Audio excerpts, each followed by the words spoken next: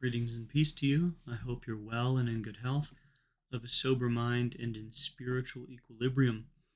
Today we continue Father Jacques Philippe's wonderful book, Interior Freedom, Chapter 2, The Present Moment, Part 6, Live instead of waiting to live.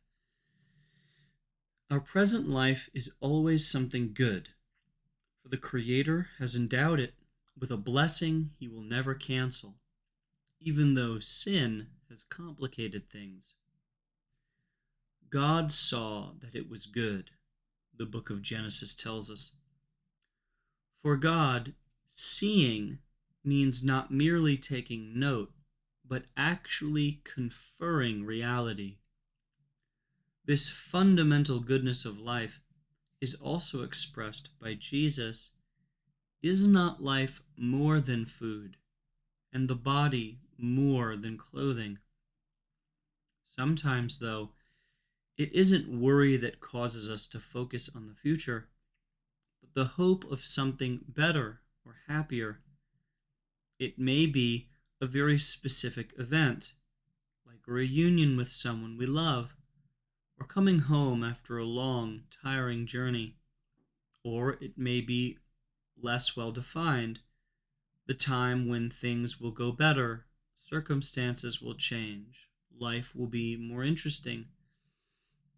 At present, we tell ourselves we don't really have a life, but later we will live life to the full. There is nothing wrong with that, but it does contain a certain danger. We may spend our whole lives waiting to live. Thus, we risk not fully accepting the reality of our present lives.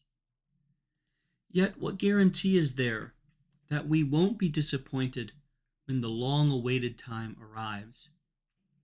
Meanwhile, we don't put our hearts sufficiently into today, and so miss graces we should be receiving. Let us live each moment to the full, not worrying about whether time is going quickly or slowly, but welcoming everything given us, moment by moment.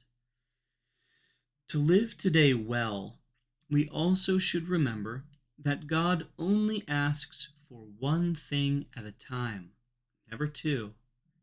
It doesn't matter whether the job we have in hand is sweeping the kitchen floor or giving a speech to 40,000 people. We must to put our hearts into it simply and calmly, and not try to solve more than one problem at a time. Even when what we're doing is genuinely trifling, it's a mistake to rush through it as though we felt we were wasting our time. If something, no matter how ordinary, needs to be done and is part of our lives, it's worth doing for its own sake and worth putting our hearts into.